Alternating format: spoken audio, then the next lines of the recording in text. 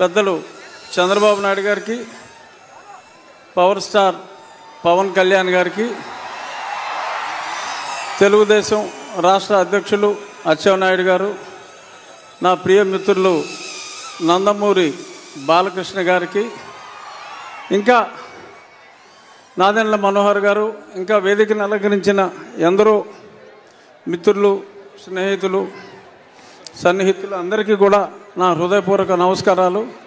అందరికన్నా ముఖ్యంగా ఈ సభకు ఇక్కడ విచ్చేసిన తెలుగుదేశం పార్టీ కార్యకర్తలు, జనసేన పార్టీ కార్యకర్తలకి నా శుభాభినందనలు. చాలామందికి డౌటు, అసలు వీడు ఎందుకు వచ్చాడు ఇక్కడికి? తెలుగుదేశంలో లేడు, జనసేనలో లేడు, ఇంకా ఏ పార్టీలో చేరలా, మొన్నే దరిద్ర పార్టీని వదిలేశాడు. ఇక్కడికి ఎందుకు వచ్చాడు అంటే, నేను ఇంకా ఏ పార్టీలో ఇంకా చేరినప్పటికీ ఇక్కడ జరుగుతున్నది ఒక సైకాసురుణ్ణి దింపటం కోసం, ప్రజాస్వామ్యాన్ని పరిరక్షించడం కోసం ఇద్దరు గొప్ప నాయకులు తమ ఇగోలన్నీ పక్కన పెట్టి ఒక స్టేజ్ మీదకి వచ్చి ఆ దుర్మార్గుణ్ణి అంతం చేయడానికి, ప్రజాస్వామ్యాన్ని రక్షించడానికి వచ్చారు. ఒక ప్రజాస్వామ్య రక్షకులు ఒక స్టేజ్ మీద ఉన్నప్పుడు వారికి అభినందనలు తెలియజేయడానికి, పైగా ఇది నా నియోజకవర్గం కాబట్టి అందుకని నేను ఇంకా ఏ పార్టీలో చేరకపోయినా ఇక్కడ ఉన్నా. ఇప్పుడు కృష్ణార్జునులాగా చంద్రబాబు నాయుడు గారు, పవన్ కళ్యాణ్ గారు ఆల్రెడీ కలిశారు. నేను 2 సంవత్సరాలుగా చెప్తున్నా, అందరూ కాదన్నా, ఎంతోమంది అది ఎలా కుదురుతుందన్నా కూడా ఖచ్చితంగా ఒక దుర్మార్గుని అంతం చేయాలంటే బ్రహ్మ విష్ణు మహేశ్వరులే కలిశారు, వీళ్ళు కలవాలి అన్నా వీరిద్దరూ ఇప్పుడు కలిశారు. అతి త్వరలో నా ఆకాంక్ష కృష్ణార్జునులై వీరిద్దరూ కురుక్షేత్రంలో ఈ 151 మంది అంటే అభినవ కౌరవులు 151 వీళ్ళందరినీ తుదముట్టించే కార్యక్రమంలో ఆనాడు ఆ జెండా మీద, కాషాయ జెండా మీద కపిరాజు ఉంటే నేను ఊహించేది నరేంద్ర మోడీ గారిని, తప్పకుండా పవన్ కళ్యాణ్ గారు అహర్నిశలు మొన్నే చెప్పారు, తిట్లు తిన్నా నేను వదిలేది లేదు అని.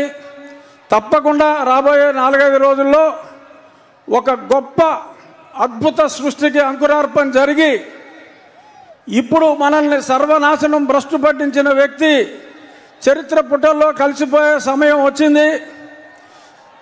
నేను రోజు మిమ్మల్ని 1 గంట సేపు వాయించేస్తున్నా రచ్చబండల పేరు చెప్పి. ఆ చెప్పినవన్నీ కాకుండా మనకి అమరావతిని సర్వనాశనం చేసిన ముఖ్యమంత్రి 3 క్యాపిటల్స్ అన్నాడు, ఏది అడ్రస్ లేదు. సరే మొన్న ఫ్లోటింగ్ బ్రిడ్జ్ చేస్తే అది పోయింది. కుప్పానికి నీళ్ళు ఇచ్చాడంటే అది వినోదం సినిమాలో ఊటీటీ బ్యాంక్ లాగా అలా గేటు పెట్టి మళ్ళీ పట్టుపోయారు. అంతా మోసం, దగా. రాజధాని లేని ఈ రాష్ట్రానికి ఈ ముఖ్యమంత్రి తీసుకొచ్చిన ఒక ఘనత ఏంటంటే, ఆంధ్రప్రదేశ్ని ఒక క్యాపిటల్ చేశాడు. దేనికిరా అంటే డ్రగ్ క్యాపిటల్ ఆఫ్ ఇండియా చేశాడు. ఎక్కడ ట్రక్ దొరికినా అది ఆంధ్రప్రదేశ్ నుంచే బయలుదేరుతుంది. డ్రగ్స్ దొరికితే మరి ఇక్కడ కాకినాడ పోర్టుకు వచ్చి ఎవరో ఆషికి ట్రేడింగ్ అని దానికి ట్రేసెస్ అన్నీ కూడా మనం చూసాం. డ్రగ్ ఆంధ్రప్రదేశ్ని రాజధానిగా చేశారు తప్ప ఈయన చేసిన అభివృద్ధి ఏమాత్రం లేదు. మహిళలు తాలిబొట్లు తెగిపోతున్నాయి పటాపటా పటాపటా. ఆ చెత్త మందు తాగి 60 రూపాయల మందు 200 రూపాయలు ఇచ్చినట్టే ఇచ్చి మీ జేబులు గుల్ల చేస్తున్నాడు. చెప్పుకుంటే శతకోటి. అది ఎలాగో పెద్దలు చంద్రబాబు నాయుడు గారు, పవన్ కళ్యాణ్ గారు ఆ భూషణలన్నీ వారికే వదిలేస్తున్నా. నా రిక్వెస్ట్ ఒకటే, భేషజాలని వారిద్దరూ ఎలా అయితే భేషజాలు పక్కన పెట్టి అన్నదమ్ముల్లా కలిసిపోయారో, ఇక్కడున్న తెలుగుదేశం, జనసేన నాయకులు, కార్యకర్తలు అందరూ కూడా చిన్న చిన్న డిఫరెన్సెస్ ఉంటాయి, కానీ మనం సర్దుకుపోవాలి. ఎవరెవరయ్యో లేఖలు రాస్తూ ఉంటారు, ఆ లేఖల్ని పట్టించుకోవద్దు. వారిద్దరూ ఎంత అన్యోన్యంగా ఉన్నారో మనం అందరం కూడా, నేను తొందరలో మీ దగ్గరికి వచ్చేస్తా. ఎప్పుడు మా ఈ సాక్షి పేపర్లో ఇంట్లో రాస్తూ ఉంటారు, ఊరికనే ఆయన టికెట్ ఇవ్వడు, ఈయన టికెట్ ఇవ్వడు, ఆడ పని అవుట్ అని మాట్లాడుతూ ఉంటారు. వాళ్ళిద్దరు ఎదురుగుండానే చెప్తున్నా, మళ్ళీ నరసాపురంలో ఇదే కూటమి నుంచి నేను పోటీ చేస్తున్నా. ఇంతకంటే పెద్ద సభ మళ్ళీ వారిద్దరి సమక్షంలోనే అప్పుడు నేను కండక్ట్ చేస్తా.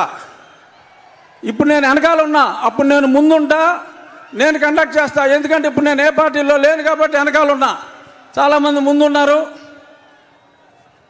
ఇంకా పార్టీల్లో చేరబోయినప్పటికీ మరి కొంత చొరవ తీసుకుని జై తెలుగుదేశం